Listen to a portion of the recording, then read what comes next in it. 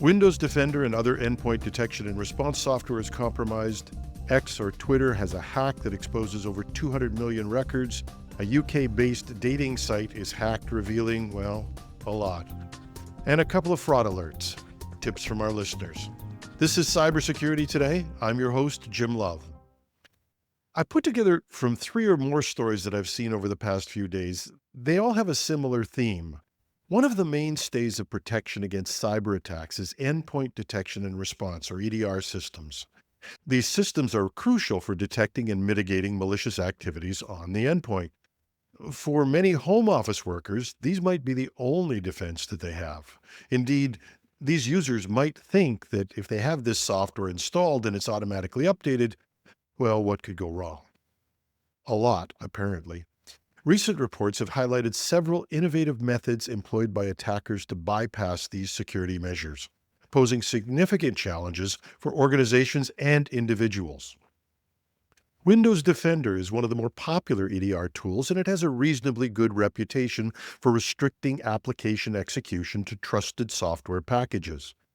But recently, an article in Forbes confirmed that there's a way to bypass Windows Defender, and it may be being used.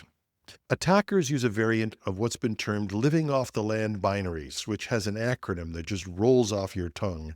LOL bins, which causes many to shorten it to LOL, but it's not funny, not in the slightest. What it means is finding a way to hide an attack in legitimate software and processes. To give a high-level and simplistic summary, one current attack that Microsoft has acknowledged has the attackers using a trusted binary like msbuild.exe. It's a standard pre-installed tool for compiling and linking code. Then they would sideload a trusted application from an untrusted library, and by modifying the malicious code to appear benign, or by fragmenting the payloads to avoid signature detection, the cyber criminals can bypass the analysis and heuristic detection mechanisms that drive Windows Defender. The net effect is Windows Defender doesn't see this as malware, and the hackers are free to execute on targeted systems without triggering alerts, compromising the system integrity and the data security. The bottom line is that the user may think they're safe, but they're not. This has been recently reported, and Microsoft has established that there are bypasses for Windows Defender. But it's not new, and nor is it restricted to attacks merely on Windows Defender. Ransomware groups have increasingly been adopting tactics exploiting legitimate but vulnerable drivers, often within the Windows operating systems, to disable EDR solutions. By leveraging these drivers, attackers are gaining kernel-level access, allowing them to terminate security processes and then operate undetected. They're using tools such as EDR Silencer, EDR Sandblast, and Terminator, and these all make use of legitimate functions and tools, so their activity may not be seen as a threat, and they may fool the endpoint defenses and then facilitate malicious activities like data exfiltration or ransomware deployment. One of these tools, EDR Kill Shifter, was first seen deployed by Ransom Hub in August 2024. It, too, exploits legitimate but vulnerable drivers on Windows machines to terminate the EDR products.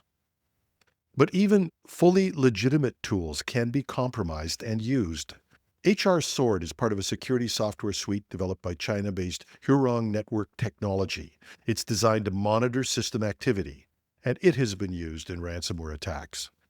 As one expert noted, it's a legitimate commercial tool, but now threat actors are co-opting it for their own purposes. But there are other ways used to get past EDR and other security measures, and there was another story on one of these today that I was watching, again in Forbes. One of these involves what's been called time traveling, using valid but expired security certificates. And how? Manipulate the system clock.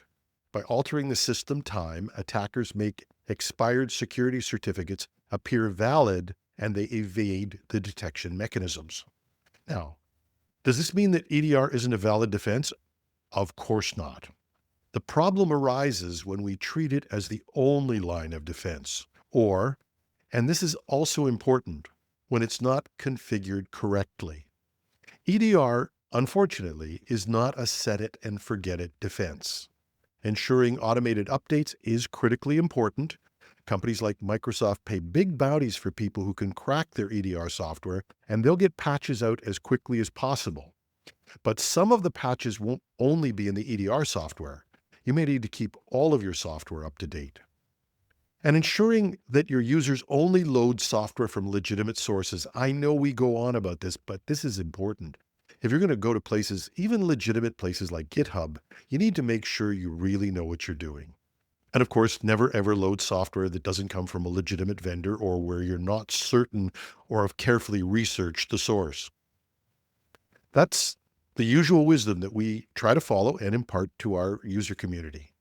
But in a world where EDR can be fooled, you also have to continuously monitor the configuration to ensure that it was done properly at the start, but that also nothing has changed or bypassed it. A favorite trick of hackers is to set the EDR to monitor and alert, but not prevent. So the user gets an alarm, but the attack's not really blocked. And of course, as much as people might hate us, those of you in corporate roles have to fight like mad to enforce these rules. But also, depending on your budgets and resources, you may want to start looking at monitoring tools and security solutions that focus on detecting anomalous behavior rather than relying solely on signature-based detection.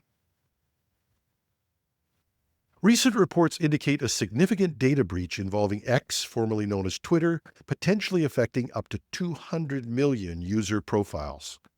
Just this weekend, a team at Safety Detectives found a post on a hacking message board, Breach Forums, that came from a poster with the handle Thinking One. And this follows on other reports that close to 3 billion affected profiles were leaked earlier this year. But the reality on that one is the estimates of how many people actually use X or Twitter range between 300 and 600 million. So if that large an amount is reported, chances are that they've got a lot of bots in there or that it's an exaggeration.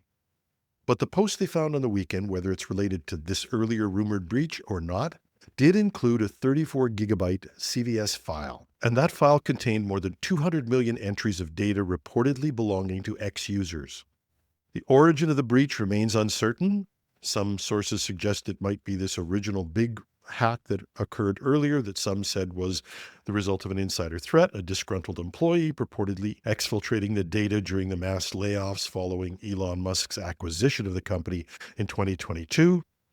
But whatever the source, this breach data reportedly involves a vast number of user profiles and contains a lot of metadata. It doesn't have email addresses, but according to one expert, this data could be used in conjunction with an earlier data breach, which might be able to match up this data with emails. That would make this a huge source for phishing attacks. At the time we recorded, X had still not officially acknowledged the breach. A little transparency would be welcome from the proponents of free speech, but apparently we'll just have to wait. At this point, all we can say is that users are advised to remain vigilant by monitoring their accounts for unusual activity and updating their security settings as a precautionary measure. Another significant data breach has exposed approximately 1.5 million private images from several dating apps, catering to, let's just say, open-minded people. The affected applications, BDSM people, Chica, Translove, Pink, and Brish, are all developed by UK-based MAD or Mobile Apps Developers Limited. Due to a coding flaw, these apps stored user images in Google Cloud Storage buckets without password protection, leaving sensitive content publicly accessible. BDSM people, aka kinky fetish dating, leaked over 541,000 private images, including 90,000 from direct messages. Chica, which describes itself as selective dating, exposed approximately 133,000 photos, some again from private chats, and Translove, Pink, and Brish collectively leaked over 1.1 million images encompassing profile photos, private messages, and images. The breach was discovered by cybersecurity researchers who found the app's developers had left sensitive data, including the API keys and database details, exposed within the application code. This oversight allowed unauthorized access to user-uploaded images, profile photos, and, of course, private messages. Users of these apps now face increased risks of extortion, identity theft, and some social engineering attacks. Cybersecurity experts warn that malicious actors could exploit this data, especially targeting public figures or individuals in vulnerable situations. Mad Mobile Apps Developers Limited acknowledges the security flaw, stating the vulnerabilities have been addressed and assures users that their data is now secure. They emphasize that the issue was identified through a controlled experiment by cybersecurity researchers with no evidence of malicious exploitation. So at this point, we don't know a lot about the leaked data, but it is sensitive and it's an important subject.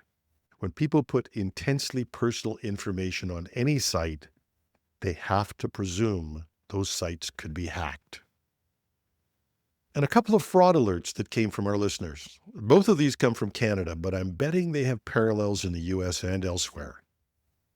Telephone scammers have been trying to steal credit card and other personal information from Canadians by claiming they're winners of one of the country's biggest and most recognizable charity lotteries. The scammers call people claiming they're second-place winners of a Dodge Ram truck in the Princess Margaret Hospital lottery. A potential target told me that the scammer who called them asked if they'd be home the next day. When the would-be victim asked questions about this, the caller simply hung up.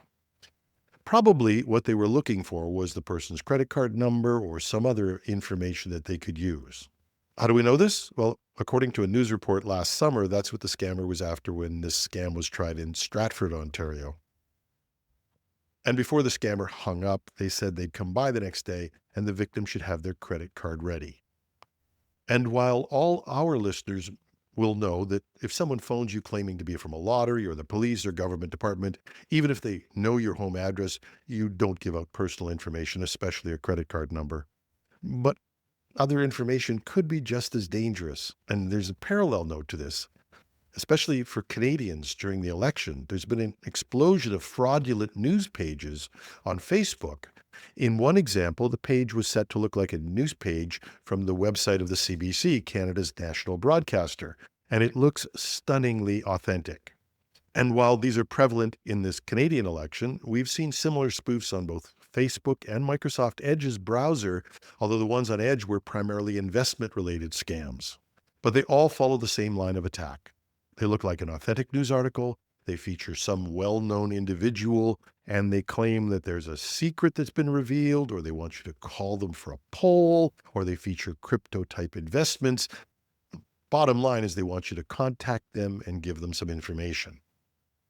Now, in the case of Canada, due to another argument between our government and Meta, we aren't allowed to share any news stories. But apparently, Facebook can block those news stories, but it's happy to take money from fraudsters who are putting in fake news stories that can trap individuals and exploit them. It's yet another thing to put into your training information programs, and it's yet another thing to put on the Facebook wall of shame. Where there's money involved, there really is something called fake news. And that's our show. Took me longer than usual to write today's show. I kept thinking I had to watch out for April Fool's stories, and I must confess, I almost got fooled by one of them, but I dug around a little more than usual today. Thank God we'll be back to normal tomorrow, although normal is, you can't make this stuff up. I'm your host, Jim Love. Thanks for listening.